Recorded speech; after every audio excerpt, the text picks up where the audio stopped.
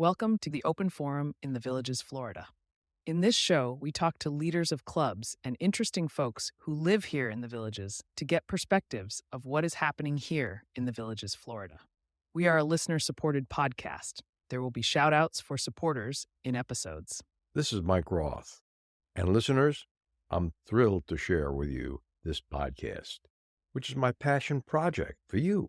This podcast brings you knowledge, inspiration, and a lot of things that people need to know about the villages and the people living here. Be sure to hit the follow button to get the newest episode each week. Creating this podcast is a labor of love. Even though it demands more time, I can easily spare. Now, here's where you come in. You can help us keep the podcast alive and thriving. How? By becoming a supporter. The easy way for you to support us is to visit our podcast webpage, openforuminthevillagesflorida.com, and click on the supporter button at the top of the page, or the purple supporter box. Even a small donation of $3 to $10 a month makes a big difference, and you can cancel your subscription at any time. Your support means the world to us. Stay curious, stay inspired, and keep those headphones on. I hope everyone enjoys today's show. Today is a very special show. We had a movie premiere at the Old Mill Playhouse on March 7th of the movie produced and directed by Chad Richardson, Bad Senator. After the movie was shown, there was a half-hour Q&A session, which is the bulk of this podcast. Hope you enjoy. And if you get a chance, go out and see Bad Senator. We're going to start right away. So be about a 30-minute, few questions from Mr. Mike Roth, and then any questions you guys have about the movie, I'd be happy to talk to you about it. If you're staying, there will be a little bit of a drawing. Everyone will get a ticket. We're gonna be doing a question and answer session. Hey, we're gonna at the end of this podcast, I have some very special items. We're gonna raffle off some mementos that are very important to me and to everybody that made this movie. So my son Finn is passing out a raffle ticket for you, and that's what that's for. So we're gonna give out a few things that are important to us. We're on a podcast here in the Villages called Open Forum in the Villages. And probably a year ago, I got a blind email from Chad Richardson announcing a screening of his movie that was shot up in Spruce Creek. And I didn't know anything about it, but I went up there to the screening to see it. It was a very different movie than the one we just saw.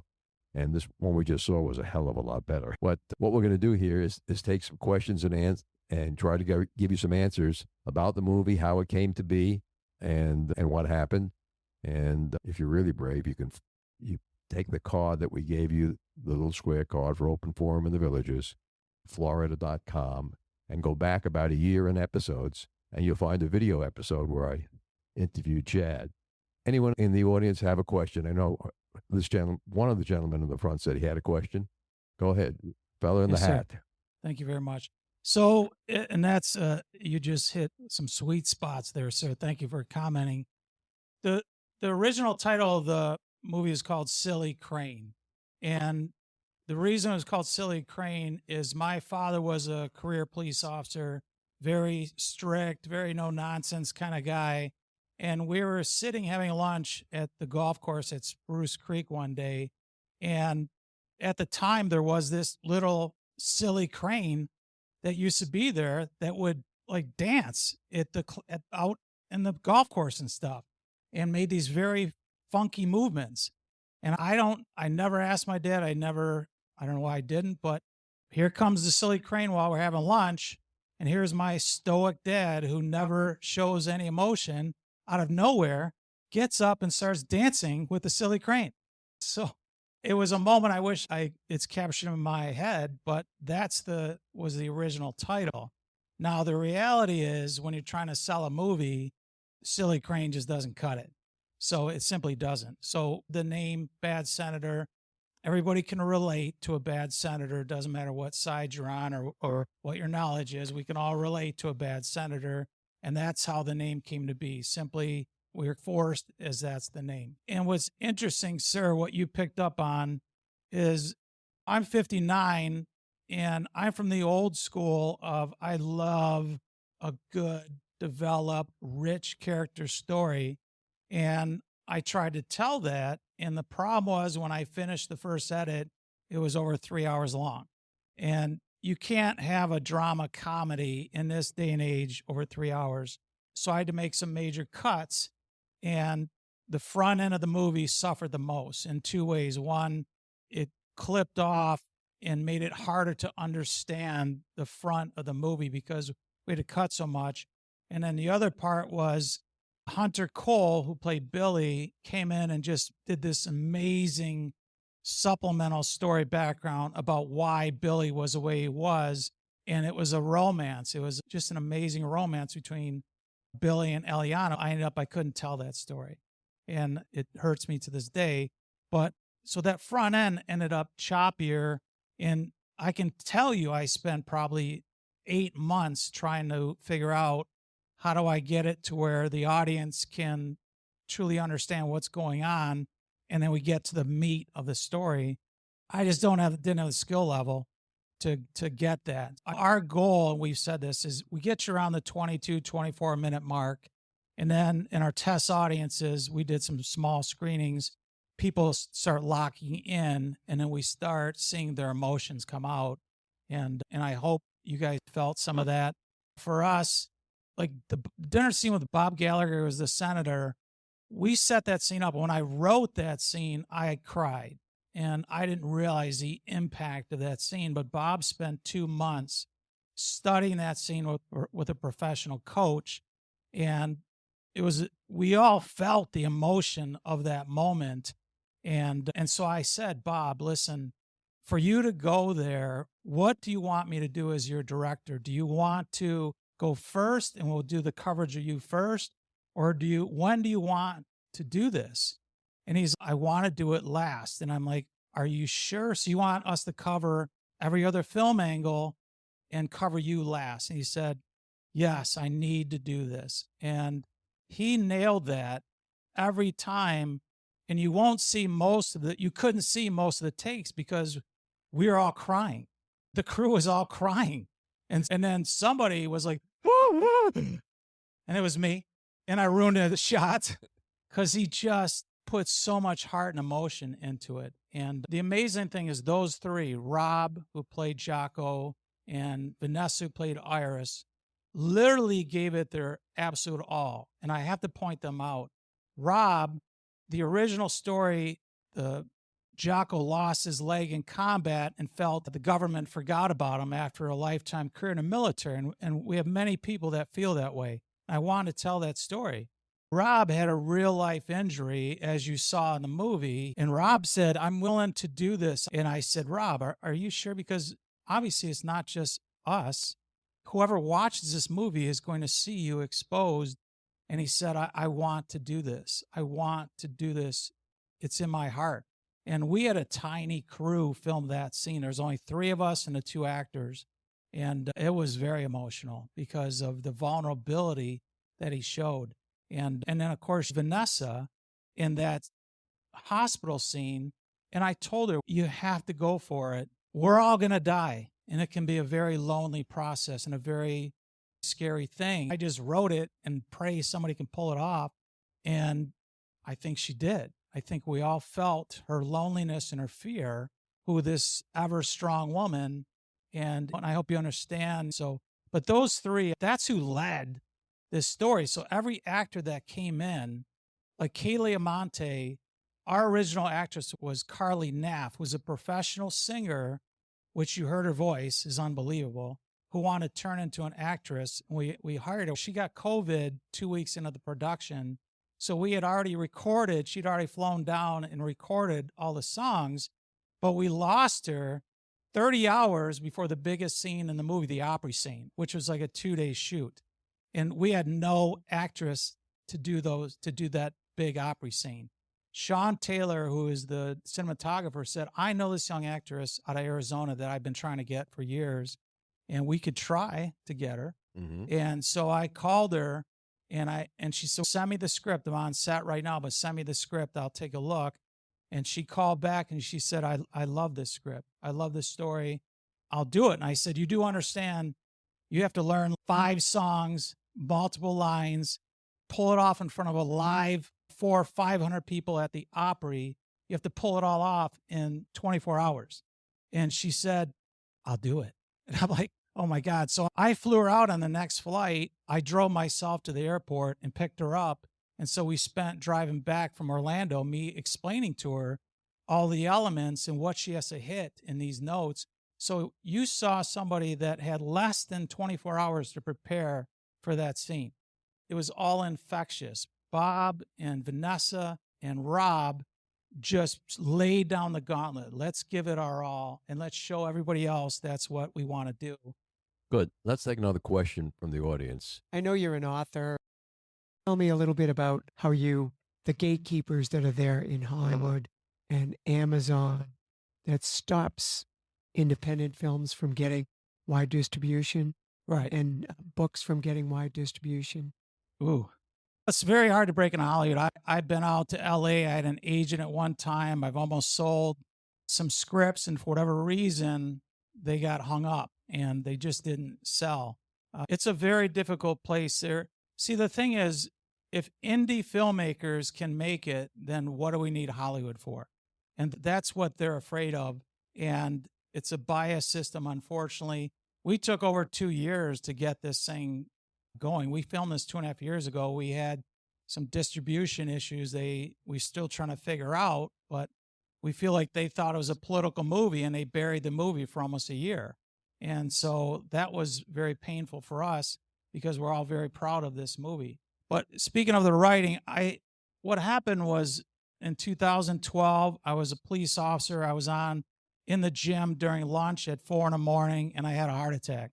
And I'm sitting in a hospital bed and I said, what do I want the rest of my life to look like when I retire? What do I want to accomplish?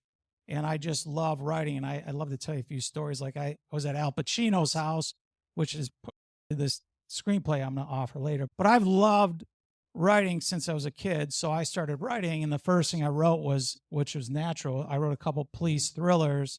And then I wrote a book called Iris Valley. I have 4 copies I want to raffle off today. Iris Valley is much in the same vein as Bad Center. It's a very heartfelt, personal story that centers around 5 people in the little town of Iris Valley in the hills of Georgia. And we hope to develop that one next. So I want to give you guys a couple samples, see what you think. But as far as writing books, I sit up here, but I'm actually an introvert. And to sell books, you're competing against about 15 million other books on Amazon. So to sell them, you have to advertise yourself. I like being behind the scenes. So I moved away from writing books. People really love the book and the books, but I just couldn't be out in front. So, but I do want to share. I signed the copies and have you take a look and see what you guys think about Iris Valley. But I really love the stories in there. Next question. The green. If you want to come forward. Tony, can you give him a microphone? Tell everyone your name first. Name's Shep. In fact, the narrative arc of the movie is leading your main character, the senator, to redemption. The thing that bothered me in the end was as they come back and they are with Iris through her death. Right. I think they're redeemed. That's an awesome point. Question, some of the test audiences said the exact same thing. I just wanted one more moment. And Bobby Randall, who played that part, and see, I don't know if you guys know this, but you have the Orange Blossom Opry's in Weirsdale. It is the hidden gem of Central Florida. It has some of the most amazing and talented performers. So my mother's up in the audience right there. We've been going to the Orange Blossom Opry for over 25 years. And this is another great story is I reached out to Roger and Heather Byers to try to film there because it was a dream for me to film at that Opry. I love it so much. And it took a year before Roger, they would respond because he's very protective of that place. And he finally called me one day and he said, "Are you Chad Richardson?" I said, "Yes." He goes, "Can you stop calling me? Can you stop bothering me?" I said, "No, I can't. I can't." I go, "Give me 5 minutes to tell you what this story's about." And if you want to say no, then fine. So that 5 minutes turned to 10, 20, turned into a meeting with Roger and Heather. And not only did they embrace the story, but they said, this place is yours. Whenever you want to film, whatever you want to do, we're there to support you. And along with that came Bobby Rando, who joined in. And this is what's, I tell you, this whole thing is so amazing. So Bobby came in and said, I love this story too. I love what you're trying to do. How can I help you? And in the process, him and Carly Naff got together during recording the songs for the movie and wrote that last song together before we filmed That Girl's Gonna Go Far. That was Bobby and Carly being inspired by this movie and wrote that song for us, for this movie. I cried when they did that for us. I couldn't believe that Bobby Randall founded Sawyer Brown. He is a legend in music circles. And here I have this legend, felt so much about this movie and the story that he said, I'm going to write a story from my heart. And they got together and did this. It's magical. I love that song in the movie. Yeah, that last scene with Bobby coming down the truck, and you recognize that it's Bobby. You Yeah. really are tying up the movie Exactly. front yeah, to the back. yeah. That was real good. We have time for another question. Doc, the fellow in the orange-yellow shirt. Doc is one of our improvers. He's going to be here on this stage on the 5th of April. I look forward to it. Of course, I'm real shy. There you go, yeah. A wild and crazy guy. Here's the next senator. My question is, where did you get your actors? Oh my gosh, a long search. We had a couple thousand applicants, and then I saw Bob, and it was immediate for Bob Gallagher as soon as I saw his audition. Rob, I passed over. There's about 800 people who were trying to get the role of Jocko. I passed over Rob over and over again, and then I just go, you know what, I saw his picture. I'm going to just check on this guy, even though he's not the guy. And I clicked on some of his reels, and I was like, who is this guy? He's completely different than what I thought. And then I called him, and I said, hey, could I talk to Rob Moore? And he says, this is Rob Moore. And I go, no, it's not. I just watched Rob Moore in these reels, and this sounds nothing like Rob Moore. And he goes, is Rob Moore? And I go, oh my gosh. And I was blessed to find him. And then Vanessa, I searched for her for months. You had to have somebody, if you watch this movie again, she's about 30 or 40 different people. She has this subtle difference. Like every scene, she's different. And you don't even pick up on it unless you really focus on her. But she brings this nuance to every scene that was amazing. They're amazing. They really were. They're amazing. And basically a follow-up to the actor's question, where did you find Billy? And has he gone on, or any of the other actors and actresses gone on to make any waves in the motion picture industry? Yeah, I don't think they have, and I don't understand why. Billy Hunter Cole is out in New York. He never said anything to us, but he was actually a Korean pop star before he became an actor. He was in this pop star group in Korea and played at the Olympics and never said a word to us. And when I saw him, I called him, and he was the most humble, kind person. And in the process of the audition, I said, can you send a few pictures of yourself? And he sent me a picture, and I immediately sent back, hey, can I get a picture without the chicken for legs in the picture? And he laughed about it. And I go, this kid's got game. This kid is a really nice guy. And he's so humble, so sweet. Like, we made meals at my mother's house, and while other actors ate and left, I look over one day and Hunter's doing the dishes with my mom. That's how humble this guy is. And he walks, like wherever he went in the community, it's like there's an aura of this guy.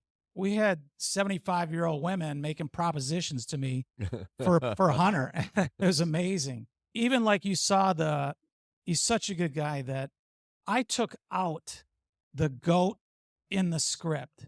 And the reason why is because I wanted to surprise him and put a goat in the car with him. So when you see him jump out, that was a surprise. We set him up because I like to pull jokes on people, and it just went over great. And he was such a great sport about a goat attacking him in the back of a car. But yeah, that was awesome. That was a great scene. That was a great scene. Yeah, I enjoyed it. Wait until the microphone gets to you. This is Rosalie. Hi, I'm Rosalie from the Villages. The story was phenomenal, Thank you. and I cried. It touched our hearts. Okay. By hands, how many others were Oh my touched in the God. heart by the film? Thank you. That's like almost 100% of the audience. Look at how many people Iris touched lives. Phenomenal. Yeah. First of all, okay, I want to ask, was it strictly in Spruce Creek? No, we had scenes. It was mainly in Spruce Creek, but we had Okay. a couple scenes in the villages, we had a couple scenes for the medical offices. Okay. So the villages, Yeah. we tried to film in the villages, and at the time we could not get the okay. In the villages defense, the Morse family, Yeah. it was made clear to me that a documentary filmmaker came in here and made a mockery of you guys. Oh, yes. And they were They did. pretty scarred by that. Yes. But here we are. Not only are we allowed here to do this, Yeah. but they own the Village's Daily Sun, and they did an amazing article for us on Monday. Good. So I don't know how they heard about the I'm story. glad to hear that. I want to thank, if I can find out who talked to them. But I told them from the beginning, this isn't about politics. This is about family and love and friendship. And so I'm very appreciative. And we'd love to come down here again. We have to prove to Hollywood that there's a market for you guys. Before we pass things out, we have to create, and this is what I ask of you, we have to create a viral launch point. People in Hollywood are watching, our distributors watching, and if we're going to be successful, if you like movies and shows like this, then your voice has to be heard. We're an indie filmmaking company. We don't have a Hollywood budget Chad, for marketing. why don't you tell them how they can make their voice heard? I'm not good at social media. I should bring my son Finnegan up for that. He could You know tell the you. email address that you want them to send an email to? I just post Instagram, TikTok, Snickerdoodle, whatever, all those social media. But we need the word to get out that this is a good. The best compliments I heard is I had some people see the movie and said, I wish I would have watched this with a loved one. And so that's a great compliment. Yes, sure. Wait for the microphone, Rosalie. Now, I did not know anything about the movie, first of all. But I do know the red carpet here in the Villages is phenomenal. Right. I've been to another one before, and it was about a story in France, and that was excellent. Okay. That was very touching also. And so was this. Today, we had lunch at 21 of us women, had lunch at Glenview Country Club. And I shared with them this little thing, and I says, please take a picture of it so you can share with them, and please go to the red carpet show. Thank you very much. But that's what I'm talking about is people getting ill like that. What time do we have? 4 minutes. So what you can do today for us is I'm going to bring up these things I'd love to give you. But my brother's going to be outside when you leave the theater. If you want to say anything about the movie, unless you're going to say it sucks, and please don't say anything. But if you feel like you want to say something about it that we can use for marketing, put on Facebook or wherever, then we really appreciate it. Because now this is the drive to try to, so people can find out about the movie. But let me get these real quick. Yes, sir. Yes, sir. Yeah. Okay.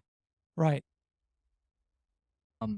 Hard cuts and dissolves, especially, and the other with the transitions when people are coming to see Iris, why you used hard cuts instead of dissolves. And the other question I have is, was there a significant reason why some of the scenes were orange? I don't know, because I know people use like colors for significant reasons or whatnot. Yeah, those are great questions. A lot of it obviously, you sounds like you've done filmmaking, editing without question by asking that question. A lot of it was just is that I felt like some of the fade ins or fade outs, I wanted a moment. I wanted a moment to breathe, a moment to relax, a moment to think about what just happened. I tried different things. When I did a hard cut, sometimes I felt like I wouldn't be giving the audience just a moment to reflect. Because very often what happens is when we see something, our minds go to some association to our own lives. I wanted to have these moments that you have time to reflect. And this again goes to our dream is that where there's this forgiveness, that there's a moment where you go, you know what, I'm going to call my brother. I haven't talked to him in 5 years. I'm going to call my estranged daughter and I'm going to reach out. So it was mainly by feel. And then the second question was already About color tone. Oh, color grading. Man, I wish I knew you back then. So I wanted the dinner scene to have a very soft overtone and undertone. And what's interesting, my brother, we're on the side there, is so on my computer, which is a very good computer, the color was where I want it. But every single time I've shown this movie, it comes out different. And as in color grading, it's frustrating because I spent months and months getting exactly the color I want. Like you may have noticed, you would, that some of the scenes had too dark of shadows in them. And I was like, oh man, that looks so perfect when my computer and even on like my test TV that I use in my office. And then, so you and I know, I'm like, that's not what I wanted. But you have to be proud of how it ended up turning out. There's many things that you'll go, I wish I did this, or I wish that looked this way. But overall, I just wanted a warm feeling so that we knew it wasn't going to be a cold situation between Richard. It was a moment to apologize. I think we have to do the drawing now. Yeah. We're just about burned off the time. All right. So first, Oh, someone didn't get some tickets. anybody not get tickets? Rosalie. Oh, if you went to the restroom, you lost your chance. Luckily, we have a fast young fella out there who's going to give you a ticket. It looks like we got some movie posters here and some books and an original script. Script. Here's the book, Iris Valley. And where's the Dale? Can you pick out a number? The 1 through 40. The 1 through 40, Finn? As well show everyone the book and read the number. 13. Lucky 13. Hey, Janice. Okay, take all books. I'll pull out a number. Okay, on the green tickets. Okay, number 27. Okay, we have Vicky in the front row. Okay, I can see that. Whoa, that's number E. Okay, E. We have 27 here too. The E is a winner. Oh, I think that was Vicky. Up top. You're right. There's one extra. One to the letter E and one to 27, the lady in blue. Okay. No, we didn't do number 16. Do we have number 16 in the audience? Must be. Hey, Michael. Okay. No. Okay. Okay. Yep, Finn. See, 7. Okay. Rosalie. Okay. That looks like something really special. What is it? We're overtime. So this is the original script, and not even all the actors and crew have this. This is the script that on day one of shoot that we had, and it changed and evolved every day. But this is the original script, and then I wrote behind the scenes notes and thoughts about what happened. And I don't have time to tell a story, but I was in Al Pacino's house when I was younger, and I was lucky enough to read Al Pacino's copy of the Godfather script. And it had all of Al's notes and Robert De Niro's notes, and it had an argument between Al Pacino and Coppola, and it was one of the most magical moments of my life. I can't tell you the whole story. You guys would go, you do not believe the story of being at Al Pacino's house. But anyway, I don't have my glasses on. What does it say? Love this scene. So much fun. Yeah, there's lots of, I put it, nobody else knows what's in this book. And if you're not into this type of things, please just have somebody raise their hand that would appreciate it. But if you're really into screenplays and history of cinema and filmmaking, this truly is one of a kind. There is no other one like this, and nobody else is going to ever see this copy. It's just that simple. It's gone now. So this is it. One. I don't have a copy. Yeah, my family knows. We want to be thankful to the people that help us. He's got a pretty good life. He's doing all right. Yeah. So it's signed. Yeah, it's signed on the back. What's that? Why? I have 6 kids, so who do I give it to? I'm trying to sell them, and you're trying to get me to give them something to stay. All right, here we go.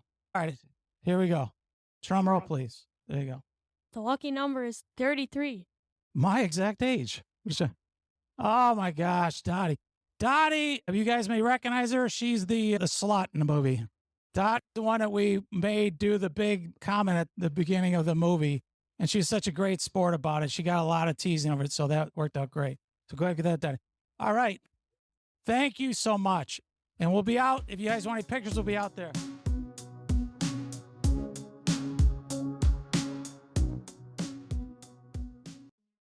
This is Mike Roth and Dr. Craig Curtis. We're talking about Alzheimer's disease.